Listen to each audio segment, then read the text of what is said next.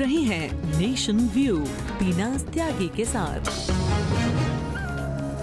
रात के 8 बज चुके हम हाजिर हैं देश और दुनिया की हर उस खबर के साथ जो रखती है आपसे सरोकार। खबरों के हर पक्ष और पहलू को आपके सम्मुख रखते हैं हम, ताकि आप खबरों पर बना सके अपना सटीक और निष्पक्ष नजरिया।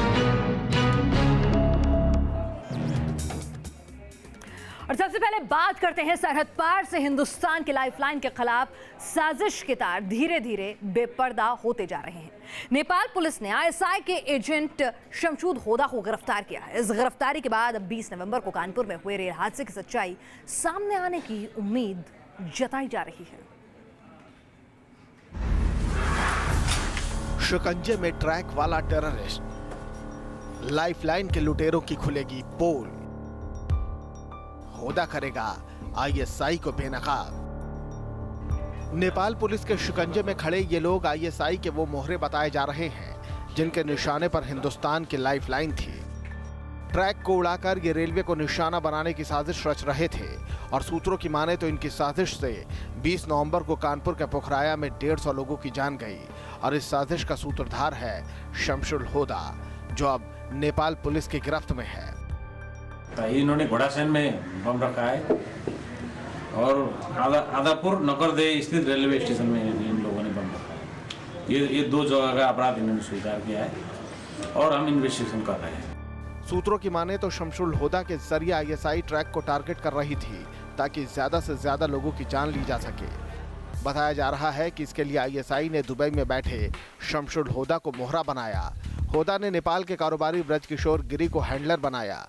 ब्रजकिशोर ने दीपक राम और अरुण राम को पैसे दिए, जबकि राकेश यादव और गजेंद्र यादव भी ब्रजकिशोर के ही मोहरे बताए जा रहे हैं। सूत्रों की माने तो ट्रैक को टारगेट करने के लिए मोतीलाल पासवान, मुकेश यादव और उमा पटेल को भी पैसे दिए गए। इन्होंने ये घटना स्वीकार किया है। मर्डर केस भी इन्हीं की योजना से किया गया है।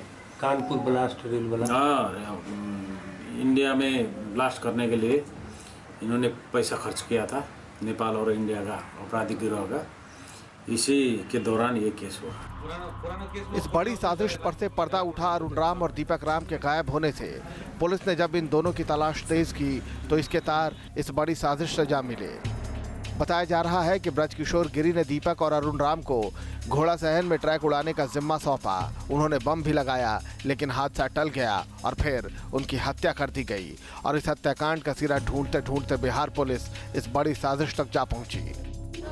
बताया जा रहा है कि इस सारे नापाक खेल के पीछे आईएसआई है, जिसने कर्ज में डूबे शमशुल होदा को अपने जाल में फंसाया और फिर ट्रेनों को निशाना बनाना शुरू कर दिया। पिछले चुनाव में चुनाव भी लड़ा था। हाँ, ये संसद के इलेक्शन में चुनाव भी लड़ा था। अब एनआईए होदा से वो सबूत तलाशने में जुट गई है जो बाकी ट्रेन हादसों और आईएसआई को बेपर्दा कर सके। शमशुल होदा ने पूछताछ में ये कबूला है कि उसने पाकिस्तान की खुफिया एजेंसी आईएसआई के इशारे पर कुछ लोगों को भारत में और रेल हादसे कराने की जिम्मेदारी सौंपी थी और इसके बदले शमशुल होदा ने इन लोगों को 3 करोड़ रुपए देने का वायदा भी किया था। एजेंसियां अब शमशुल होदा के इन गुर्गों की तलाश में जुटी हैं। वीडियो जर्नलिस्ट अतुल राज के साथ रुमानुल्लाह खान, न्यूज़ नेशन, दिल्ली। और गाजियाबाद की रैली में बहुजन समाजवादी पार्टी के अध्यक्ष मायावती नरेंद्र मोदी और प्रदेश की सपा सरकार पर जमकर बरसे। मायावती ने कहा कि सपा सरकार में गुंडागर्दी चरम पर रही है, तो वहीं केंद्र सरकार ने यूपी की जनता को गुमराह किया है। कुमारी मायावती चलो चलो सरकार बनाए। यूपी विधानसभा चुनाव के पहले चरण के मतदान की उल्टी गिनती शुरू हो चुकी है। सभी पार्टियों ने चुनाव प्रचार में पूरी ताकत झोंक दी है। 11 फरवरी को गाजियाबाद में वोटिंग होगी, लिहाजा बीएसपी अध्यक्ष मायावती ने गाजियाबाद के एनडीआरएफ मैदान पर रैली कर एक साथ 9 विधानसभा सीटों पर जीत की आवाज बुलंद की। मायावती ने अखिलेश सरकार पर जोरदार वार किया और उसे हर मोर्चे पर नाकाम बताया। सपा सरकार का लगभग पूरा कार्यकाल हर स्तर पर व हर मामले में अति निराशाजनक व अति कष्टदायक ही बना रहा है और इसके लिए सपा के साथ साथ केंद्र में रही पूर्व की कांग्रेसी व वर्तमान भाजपा सरकार भी बराबर की जिम्मेवार व कसूरवार भी है। मायावती ने कहा कि यूपी की मौजूदा सरकार उनकी ही योजनाओं का नाम बदलकर वाहवाही लूटने में लगी है। सपा सरकार में विकास व जनहित के जो भी थोड़े बहुत कार्य किए गए हैं, तो उनमें से अधिकांश बड़े बड़े कार्यों की शुरुआत बीएसपी की सरकार में ही कर दी गई थी। और इतना ही नहीं, बल्कि बीएसपी की अनेकों जनहित की योजनाओं को तो वर्तमान सपा सरकार ने बहुत चालाकी से केवल उनका नाम बदलकर ही चलाया हुआ है। इस मौके पर मायावती केंद्र सरकार की नीतियों पर भी जमकर बरसी। मायावती ने बीजेपी पर यूपी की जनता को गुमराह करने का आरोप लगाया। बीजेपी व प्रधानमंत्री श्री नरेंद्र मोदी की सरकार की गलत नीतियों व गलत कार्यशैली के बारे में ये बात सर्वविदित है कि इन्होंने सन 2014 में लोकसभा के हुए आम चुनाव में उत्तर प्रदेश सहित पूरे देश की जनता को उनके हित व कल्याण के लिए जो असंख्य प्रलोभन भरे चुनावी वायदे किए थे। यूपी में चुनाव से पहले हुए तमाम सर्वे को खारिज करते हुए मायावती ने चुनाव में भारी बहुमत से जीत का दावा ठोका। उन्होंने कहा कि 2007 में भी बीएसपी को तीसरे नंबर की पार्टी बताया गया था, लेकिन पूर्ण बहुमत के साथ बीएसपी ने जीत दर्ज की। गाजियाबाद में आज मायावती की रैली तो कल होनी है पीएम मोदी की रैली, और इस तरह रैलियों के सिलसिले से चुनावी संघर्ष अब चरम पर चढ़ता हुआ दिखाई दे रहा है। वीडियो कमल किशोर के साथ मधुरेंद्र कुमार, न्यूज नेशन, गाजियाबाद। और आज संसद के भीतर बयानों का जबरदस्त संग्राम हुआ। नोटबंदी के बाद पहली बार प्रधानमंत्री लोकसभा में बोले तो विपक्ष के हर सवाल पर करारा वार किया। मोदी ने महाप्रहार से संसद में भूचाल ला दिया। जरा आप भी देखिए पीएम का अंदाज, और उन पर फिर विपक्ष के उठे सवाल भी। जब तक जियो आपके मैदान में खेलने के लिए आना पसंद करूंगा। आज मैं ये राजनीतिक फायदे के लिए काम कोई ऐसा नहीं कर सकता, वरना तो आप पहले कर लेते। अंतरपट में खोजिए छिपा हुआ है खोज, और काका हाथर सिंह ने आगे कहा है मिल जाएगी आपको बिल्कुल सत्य रिपोर्ट। वाह क्या शेर सुनाया। राहुल के बोलने से भूकंप आया ना आया, लेकिन पीएम ने अपने जवाबों का भूचाल जरूर ला दिया। राष्ट्रपति के अभिभाषण पर धन्यवाद के लिए खड़े हुए पीएम का अंदाजे बयां विपक्ष के लिए बेहद तीखा नजर आया। शुरुआत हुई सियासी भूचाल से।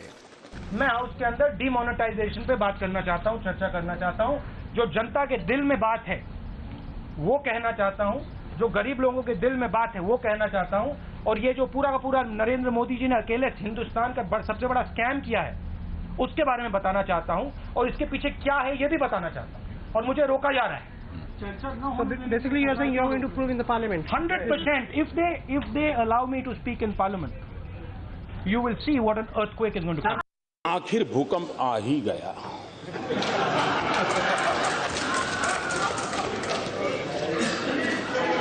मैं सोच रहा था कि ये भूकंप आया कैसे, क्योंकि धमकी तो बहुत पहले सुनी थी।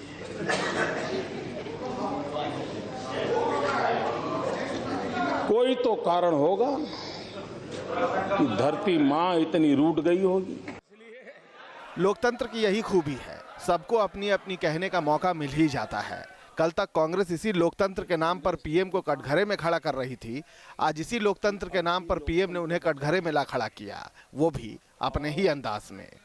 इस देश के संविधान को बचाने का काम, लोकतंत्र को बचाने का काम अगर किसी ने किया, हमने किया। इसीलिए आज मोदी साहब यहाँ पर एक गरीब कुटुंब से आते हुए भी इस देश के प्रधानमंत्री बने। इसका क्रेडिट किसको जाता है? तो डेमोक्रेसी को जिंदा रखने वाले कांग्रेस पार्टी को जाता है। कांग्रेस की कृपा है कि अब भी लोकतंत्र बचा है और आप प्रधानमंत्री बन पाए। वाह क्या शेर सुनाया।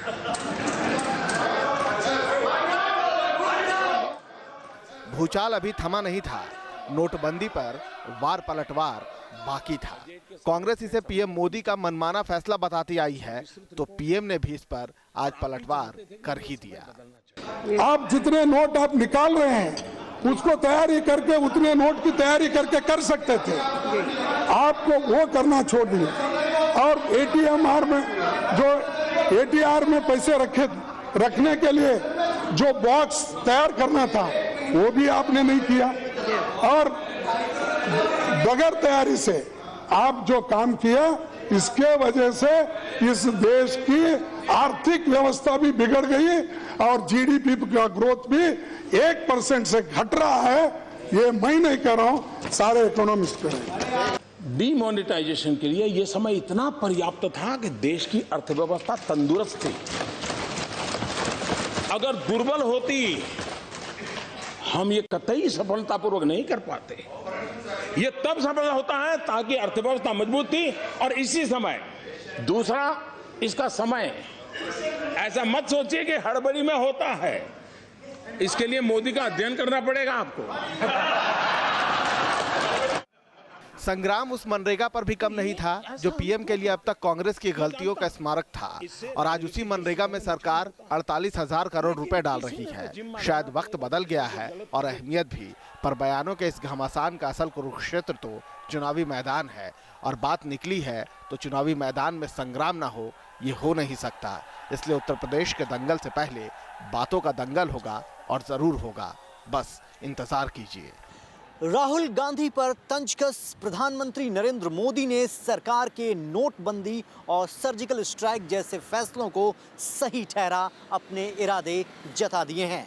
ये चर्चा भले ही लोकसभा के अंदर हो रही थी, लेकिन इसका असर यूपी के सियासी संग्राम पर जरूर पड़ेगा। वीडियो जर्नलिस्ट सुभाष चंद के साथ रविकांत राय, न्यूज नेशन, दिल्ली। और अब बात करते हैं चीन की नापाक चाल की। दक्षिण एशिया में दबदबा कायम करने की कोशिश में चीन को श्रीलंका से बड़ा झटका लगा। श्रीलंका ने हम्बनटोटा बंदरगाह पर चीनी फौज को आने की अनुमति देने से इनकार कर दिया है। श्रीलंका के बदले रुख से चीन इस कदर बौखलाया हुआ है कि वो भारत पर ही उल्टे इल्जाम लगा रहा है कि ये सब भारत के इशारे पर हो रहा है। सिल्क रूट पर चीन को लगा बड़ा झटका। श्रीलंका ने हम्बनटोटा बंदरगाह पर दिखाई लाल झंडी। चीन सरकार को समझ नहीं आ रहा कि अचानक श्रीलंका ने उसका रास्ता क्यों रोक लिया। अपने खास मिशन सिल्क रूट के तहत चीन श्रीलंका में एक बड़े प्रोजेक्ट पर काम कर रहा था, लेकिन निवेश की आड़ में श्रीलंका ने दो टूक कह दिया कि दादागिरी नहीं चलेगी। यानी चीनी फौज को हम्बनटोटा बंदरगाह पर उतरने की इजाजत नहीं मिल सकती। चीन में श्रीलंका के राजदूत करुणासेना कोदितुआकू ने कहा कि चीनी सैन्य गतिविधियों के लिए हम्बनटोटा बंदरगाह की अनुमति नहीं होगी। ये बात चीन को इतनी नागवार गुजरी कि वो श्रीलंका को खरी खोटी सुनाने लगा।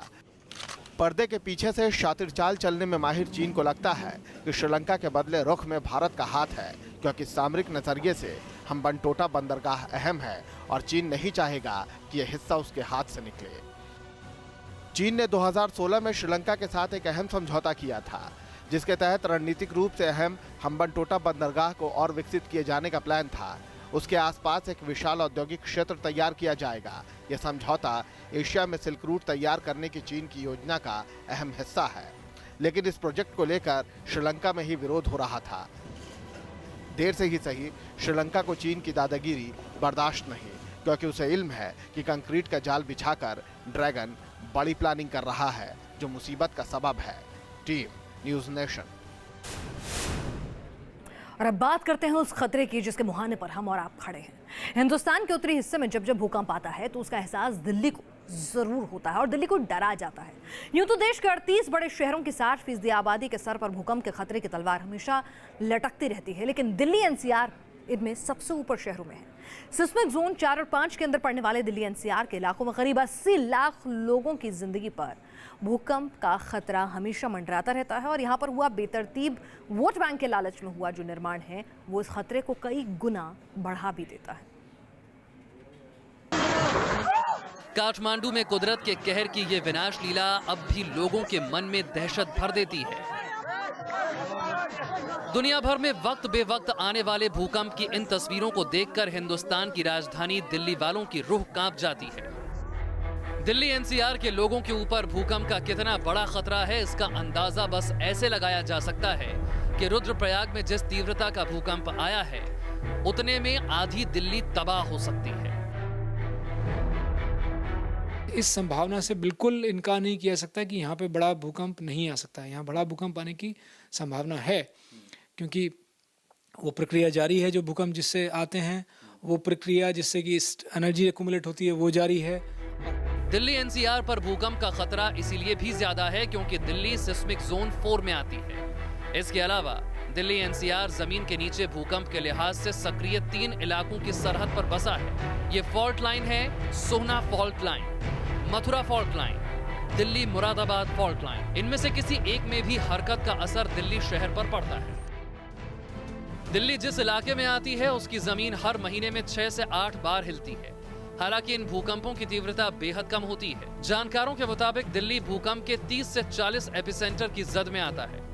ऐसे में दिल्ली एनसीआर की बसावट पर भूकंप के खतरे की बात करें तो दिल्ली को 3 हिस्सों में बांटा जा सकता है। इनमें एक हिस्सा उत्तर और उत्तर पूर्वी दिल्ली का है जहां सबसे ज्यादा खतरा है। दूसरा हिस्सा पश्चिम, दक्षिण और सेंट्रल दिल्ली का है जहां औसत दर्जे का खतरा है। और तीसरा बेहद छोटा सा हिस्सा है जहां खतरा थोड़ा कम है। इनमें यमुना किनारे की बस्तियों पर सबसे ज्यादा खतरा है। करोल बाग, चांदनी चौक, नई सड़क, सदर, दया बस्ती, सब्जी मंडी, शकूर बस्ती, सीलमपुर, पहाड़गंज, निजामुद्दीन, ओखला, लक्ष्मी नगर, मयूर विहार, मीठापुर, नोएडा, ग्रेटर नोएडा और गुड़गांव। इन इलाकों में बगैर सिस्मिक आर्किटेक्चर का ध्यान रखे बनाई जा रही बिल्डिंग्स इतनी खतरनाक हैं जिसका अंदाजा भी नहीं लगाया जा सकता। दिल्ली में बढ़ रहे अवैध निर्माण और नॉन सिस्मिक आर्किटेक्चर की हालत इसीलिए खराब है क्योंकि बिल्डिंग कोड्स के प्रावधान पुराने हो चुके हैं, जिनमें जोन 4 और जोन 5 के अंदर आने वाले इलाकों में बिल्डिंग बनाने के लिए खास सुरक्षा नियम मौजूद नहीं है। भूकंप के खतरे को नजरअंदाज करने का ही नतीजा है कि एक आंकड़े के मुताबिक देश के 8,22,000 में से 14,700 ही ऐसे आर्किटेक्ट हैं जिन्हें सिस्मिक इंजीनियरिंग का तजुर्बा है। उसी तरह 32 लाख ट्रेंड राजमिस्त्रियों में से 34,000 को ही सिस्मिक डिजाइन की समझ है। ये आंकड़े बताते हैं कि देश और दिल्ली में भूकंप के खतरे को मामूली तौर पर देखा जाता है, जबकि हकीकत यह है कि 6 रिक्टर तीव्रता से ज्यादा के भूकंप की सूरत में दिल्ली का 70% हिस्सा मलबे में तब्दील हो सकता है। रुद्रप्रयाग में केंद्रित इस भूकंप के झटके ने न सिर्फ दिल्ली बल्कि आसपास के क्षेत्रों को हिला दिया, लेकिन सवाल खड़ा होता है उन क्षेत्रों के लिए जो कंस्ट्रक्शन बेसिस पे सही तरीके से काम नहीं करते। यानी दिल्ली की अगर बात करें तो अगर कई घने क्षेत्र में ऐसे भूकंप के झटके लगे होते तो शायद कई बिल्डिंगें धराशायी हो सकती थी। वीडियो जर्नलिस्ट अनूप यादव के साथ Syed Aamir Hussain, news nation, Delhi. Nobel पुरस्कार विजेता कैलाश सत्यार्थी के घर से चोरी होने का मामला सामने आया है। चोर नोबेल पुरस्कार की रेप्लिका भी अपने साथ ले गए हैं। घर से कुछ और कीमती सामान, दस्तावेज भी गायब होने की खबर है। सोमवार रात कैलाश सत्यार्थी के कलकाजी स्थित कैलाश कॉलोनी के अरावली अपार्टमेंट में घुसे चोरों ने लाखों के सामान पर हाथ साफ कर दिया। वारदात वाली रात कैलाश सत्यार्थी के घर पर ताला लगा हुआ था। चोरों ने बंद घर का ताला तोड़कर घर में दस्तक दी और उसके बाद जेवरात, कैश पर हाथ साफ कर दिया। इतना ही नहीं, जाते जाते चोर कैलाश सत्यार्थी के नोबेल पुरस्कार के रेप्लिका भी अपने साथ लेकर फरार हो गए। बेसिकली जो टारगेट किया गया है वो गोल्ड ज्वेलरी पे किया गया है। सिल्वर ज्वेलरी को नहीं टारगेट किया गया है। और 73 नंबर में जिसमें कैलाश सत्यार्थी साहब का जो निवास है उसमें एक लॉकर में ज्वेलरी के साथ उनका नोबेल प्राइज़ का जो रेप्लिका है, कि ओरिजिनल पीस राष्ट्रपति भवन में है, जो रेप्लिका है वो भी उस तिजोरी में मौजूद था। और जिस तरह की केसिंग में था उस केसिंग को देख के ऐसा लगता है कि जैसे जो common jewellery Indian society, Indian market में होता है, इस तरह के केसिंग को देख के लगता है कि बतौर ज्वेलरी समझते हुए उसको ले जाया गया है। तो ये थी देश और दुनिया की हर अहम खबर हर पहलू के साथ नेशन व्यू में।